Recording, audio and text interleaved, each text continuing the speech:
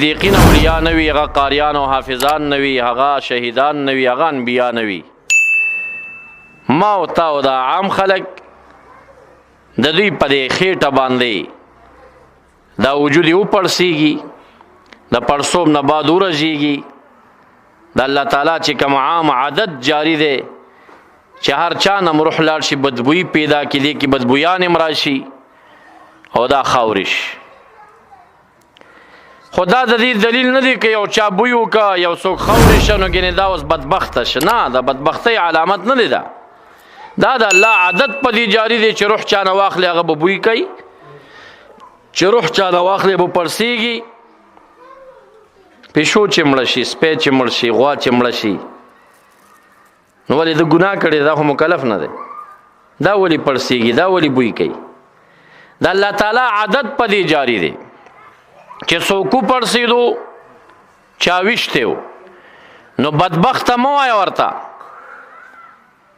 بلکې دومره ووایه چې شهید نه دی. که شهید وی نو نه به پړسېدی. که چا بوی وکړه، بدبخته مه وایه ورته، دې ته بدبختي نه وایي چې د بوی کړی دی، بلکې شهید ورته مه وایه، وایه شهید نه دی. که شهید وی بوی به یې نه کولی. په مسله خو پوه شوئ؟ زمونږ د عوامو دا فکر دی چې وپړسېږي او بوی وکړي ګنې دا جهنمي شو. داسې نه ده. دا د الله تعالی عادت په دې جاری دی چې څومره د انبیا، د قاریانو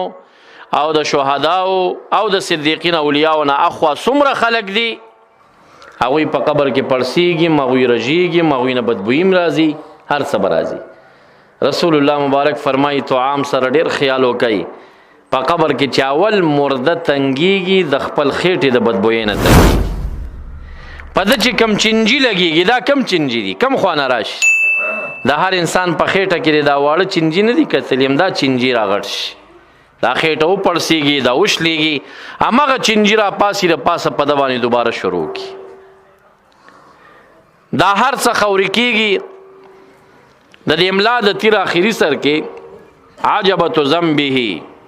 په چرګ کې ورته تاسو لکه لمې وای، په انسان کې دغه ځای د املا د تیر آخري سر بس دا لږه ټوټه پاتې کېږي، باقي نور خوري شي. دا لږه ټوټه چې پاتې شي، د دې نه بیرته الله تعالی یو قادر ذات دی، د هغې نه ترکیب د اندامونو د غوښو دا ورباندې کوي، ورځ د قیامت ته یې دوباره بیا راپاسوي.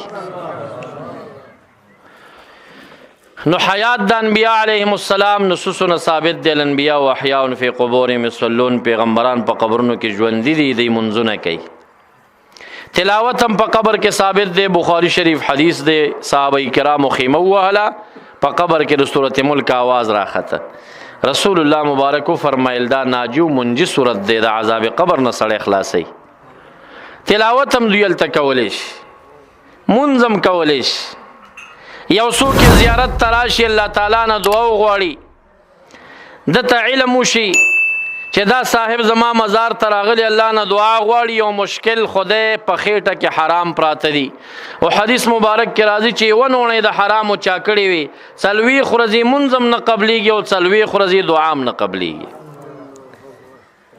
هغلته هغه مرده چې نیک سړی وي، هغه دا صحنه وګوري چې دا صاحب خو ډېر مشکل کې ګیر دی، الله نه یې غواړي، نه یې ورکوي، هغه مستجاب الدعوات، هغه په قبر کې د الله نه دعا هم غوښتی شي، هغه دعا وغواړي دا مشکل پوره شي. زمونږ د عوام داسې فکر کوي یاره دا وایي ډېر لوی سړی دی، ده را سره داسې، دوی نه کوي در سره، دوی الله نه غواړي ستا مشکل الله تعالی پوره کوي. مشکلات اولیاء چاته نه پوره کوي، او نه انبیاء علیهم السلام چاته مشکلات پوره کوي. د دې مشکلاتو حل کوونکی او پوره کوونکی ذات الله رب ذوالجلال، هغه ذات یې پوره کوي. خو دوی مبارکان سپارش کوي، د دوی حق د شفاعت او د سپارش دی. ورځ د قیامت کې چې ما ته په مشکل کې راګیر شو، نو رسول الله مبارک چې د دې مشکل نه مونږ خلاصوي، په څه معنا هم خلاصوي؟ په دې معنا هم خلاصوي چې الله تعالی ته په سجده سرږدي که نه، الله تعالی شفاعت قبلی که نه، سوال قبلی، زاری قبلی که نه، په دغه معنا باندې. نو دوی په دې مشکلاتو ختمولو کې علل نه دي، سببونه دي، ذریعی دي. دوی وسیله او د دوی دعاوي په هغه وجه باندې دا مشکل پوره شي. دا وجه د کتابونه زموږ لیکي علامه کوثري رحمه الله هم چې الاستمداد والاستشفاع والتوسل من واد واحد د یو نبی یا ولینا مدد غوښتل او یا هغه نه شفاعت غوښتل او یا هغه الله ته په وسیله کې پیش کول وې دا یو څیز دی، دا څه فرق نه لري په معنا چې پوه شي دا یو شی دی، خو چې مؤمن حقیقي ونه ګڼي او که مؤمن حقیقي دی که دا د اهل سنت نظر بیا نه دی، دا بیا د شیګانو عقیده دی. عقیده ده چې هغوی د انبیاو د اولیاو مددونه معجزه او کرامتا نه ګڼي بلکې هغوی مؤمن حقیقي ګڼي او مطلقا وایي چې په هر کال کې زمونږ مشکل کشایي هم دوی کوي، زمونږ روزیانې هم دوی را کوي، زمونږ مشکلات دوی حل کوي. دا بیا د آغا خانیانو عقیده ده چې هغوی په کور کې د آغا خان بېدینه یو تصویر ساتلی دی او بیا هغه تصویر نه وایي دا روزي رسان زما دی، دا مشکل کشا زما دی، په گاډي کې د آغا خان تصویر لګولې وي، دا داس دی په روډونو کې چې نه جنګېږي، کمر نه نه غورځېږي، مدد د دې شخصیت دی فلان فلان فلان. د آغا خانیانو د اسماعیلیانو د شیګانو د اهل سنت توفیر هم دغه دی چې مونږ استمداد د اولیاء د انبیاء معجزتن و کرامتن، که یو نبی چا سره مدد کوي دا دغه معجزه وي، که یو ولی چا سره مدد کوي دا دغه کرامت وي. معجزه او کرامت کې تاثیر حقیقي رب کائنات لري وي. ځکه نبی علیہ السلام شګه راواخیسته او په د غزوه د خندق کې وشیندله، شاهات الوجوه سره د کافرانو سترګې پیډه کې وي، لوښي پیډه کو او د مخې پرشو لاړه. دا د دې معجزه وه. یو موټی شګه 10,000 کافرو ته څنګه ورسېده؟ الله تعالی آیت نازل که وما رمیتا اذ رمیتا، تا وشتل نه دي کړي یا رسول الله هغه وخت کې چې تا وشتل کول، ولکن الله رما، لیکن الله تعالی وشتل کړي دي. څه معنا ده؟ یعنی دو معنی مفسرین کوي. یو معنا دا کوي ما رمیت خلقا، د دې وشتو طاقت ستا خپل نه الله تعالی پیدا کړه. اذ رمیت کله چې کسب د رمی تا کولو، لیکن الله رما بسبب خلق الرمی فی المصطفى علیه السلام، لیکن الله تعالی چې کوم دی رمی کړي دا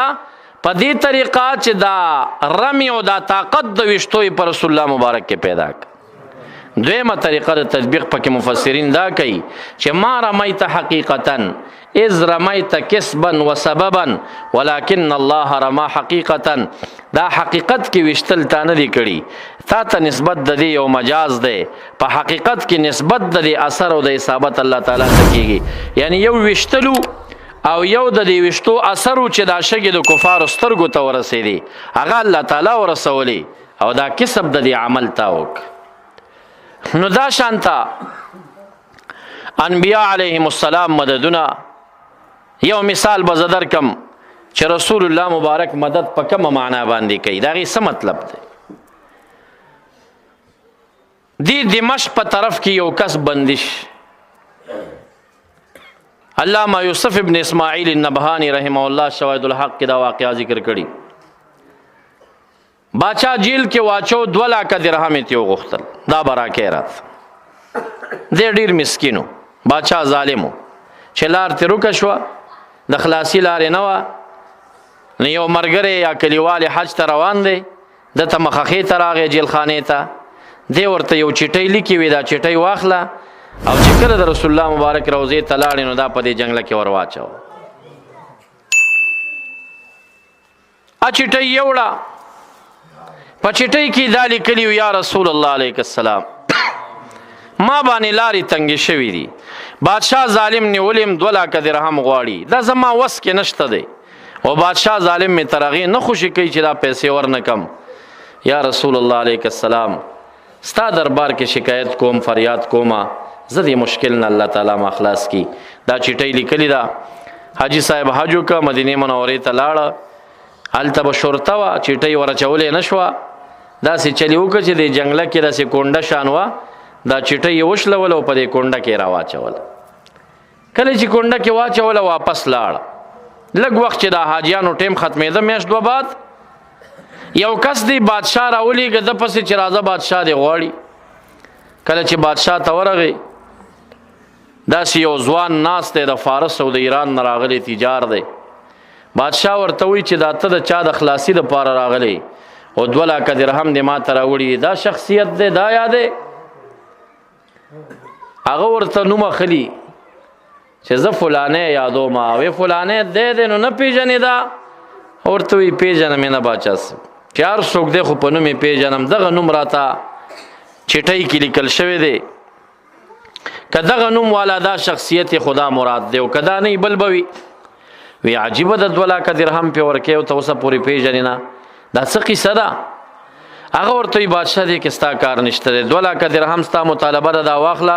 او مجرم ما سره پرېږده دی د لاس نه ونیو را روانې که او ورته وي الله دې تا سره ډېر احسان وکړي ډېر لوی ښېګڼه دې وکړه ما سره کور ته لاړ شاوې نه حج ته تللی ومه کېنه چې واقعه درته بیان کړم په ځمکه کېناسته وایي چې حج نه راله مدینې منورې کې کېناستمه ما باندې د رسول الله مبارک محبت ډېر غالبه شو د صحابه او د غریبۍ او د مسکنت ټیمونه رایاد شو زما د عملداري راته ودرېده وی داسې ناستم جنګلې سره او ژړل مې چې یا الله کاش کې زه دې په هغه زمانه کې پیدا کړی وی چې ما دا خپل مال حال ټول پر رسول الله مبارک قربان کړی وی و یا الله چې اوس هغه وخت دې پیدا نه کړم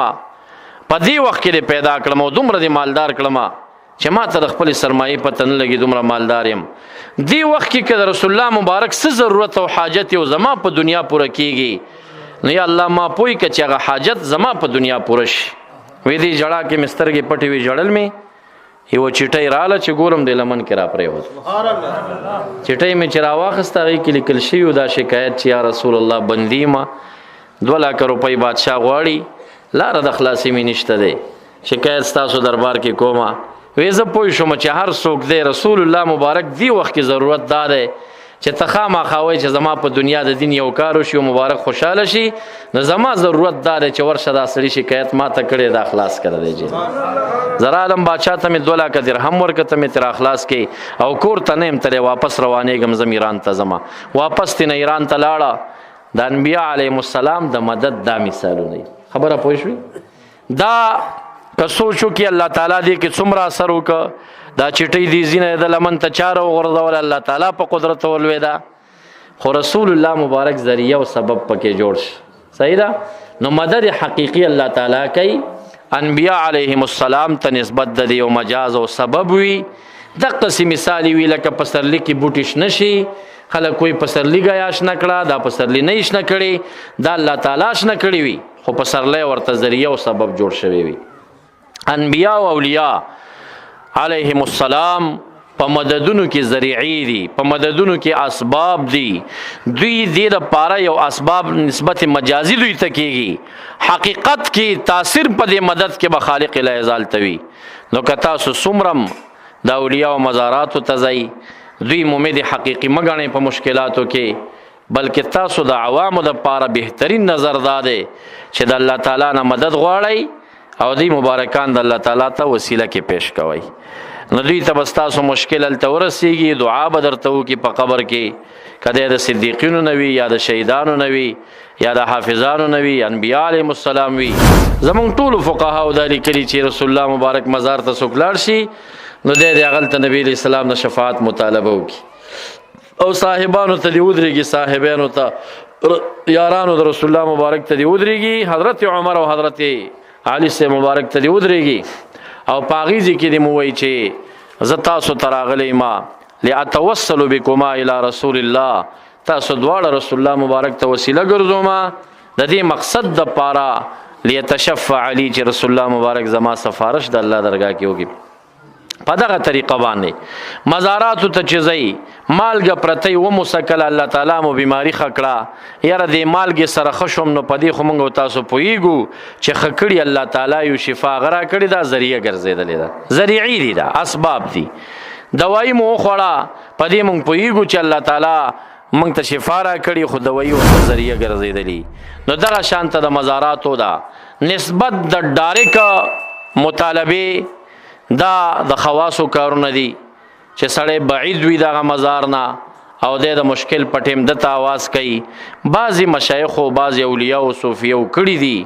خو ګوري دا چا چې आवाज کړي وي دام زی حال وي چاته چې आवाज شوی غم زی حال دی د چې आवाज ال تر رسیدلې دام کرامت دی هغه چې आवाज لري نه اوریدلې غم کرامت وي کرامات چې وي دا د زی کرامت خلکو کار دی عام خلق به پاغي ځان نه قیاس کوي چې فلانی ولی خود سه کار کړي دی اوس بزم د سه आवाजونه کومه هغه ولی دی بزرگ دی هغه به کړي وي د دې سواد صاحب رحمت الله علیه سلسله ډیری دي یو سلسله د دی په افغانستان کې د مزینی باچا صاحبانو په طرف باندې تللی ده. عبدالقیوم باچا صاحب د خپل والد سے مریدو او هغه د خپل والد سے مریدو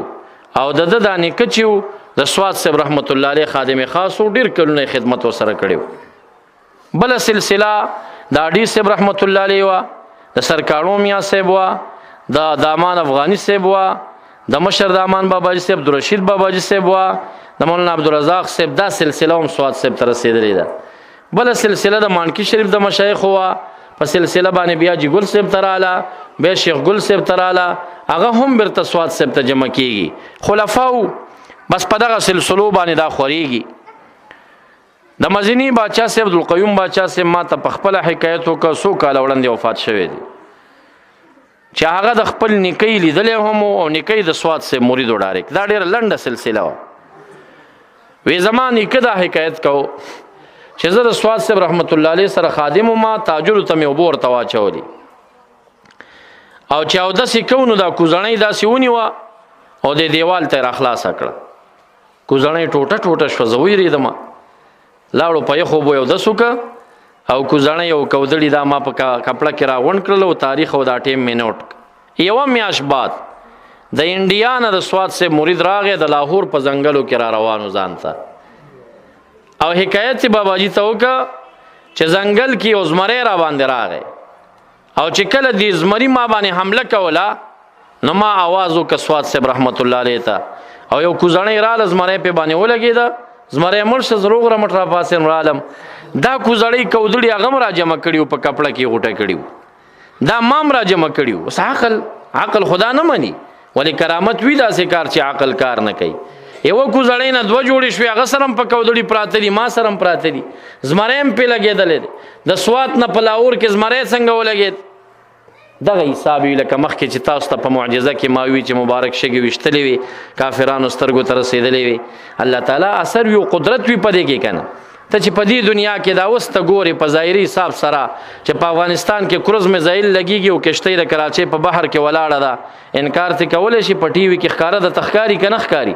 او هدفي لګي که نه لګېږي د کومې دنیا نه شی را روان دی او په کوم ځای لګي او سرنګ کې دننه هم شی ولي. د انګریزانو په ایجاد یو چا جوړه کړه دا قدرت خو ځکه منې چې په سترګو دي ولیده. نو د الله تعالی په ذات بیا ولې قدرت نه ساتي چې هغه دا شی د دې ځین هغه ځای ته ډایرک رسولی شي هغه پې ویشتی شي چې هر کله کرامت شو کرامت کې اثر الله تعالی ته نسبت دوی ته مجاز وي. دا دې دپاره وي چې سواد صاحب رحمت الله علیه د مرید په ذهن کې قدرمن شي. د دې دا مقصد وي هغه عقیده نور هم راسخه شي. دا مشکل هغه ته پوره شه هغه غزین आवाज او کاغم صوفي او خلیفہ د سواد صاحب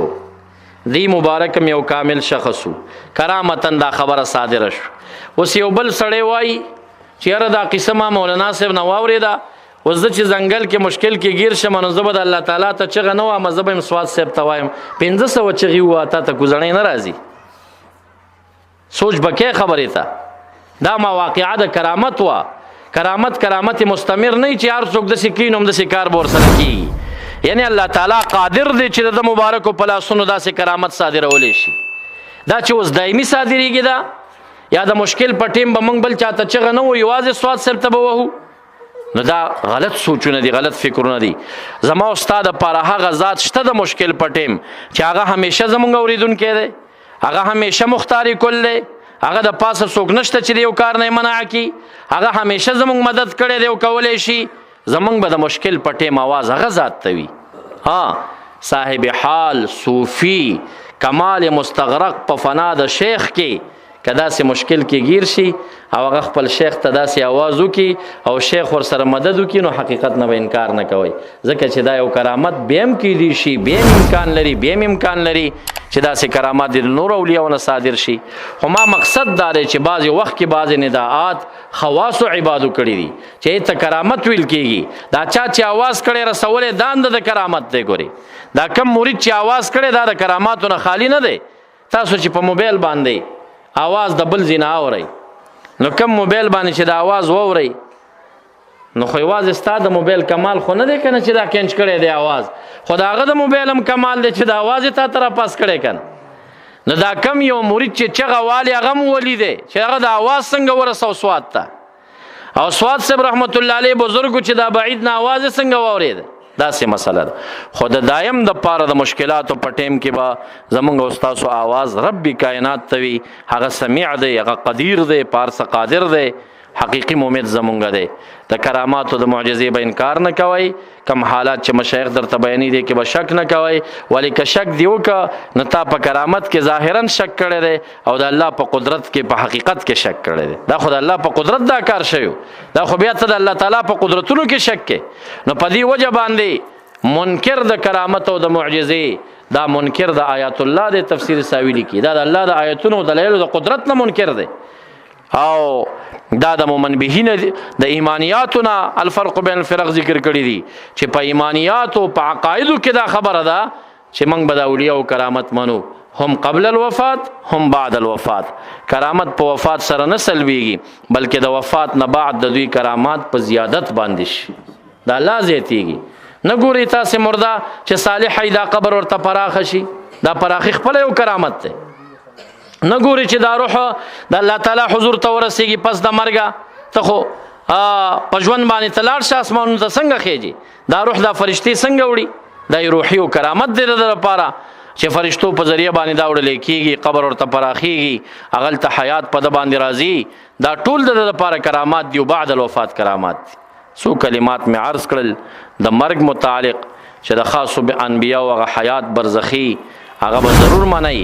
مرګ ته به فنای محض نه وایي چې بس دا مړ شو ختم شو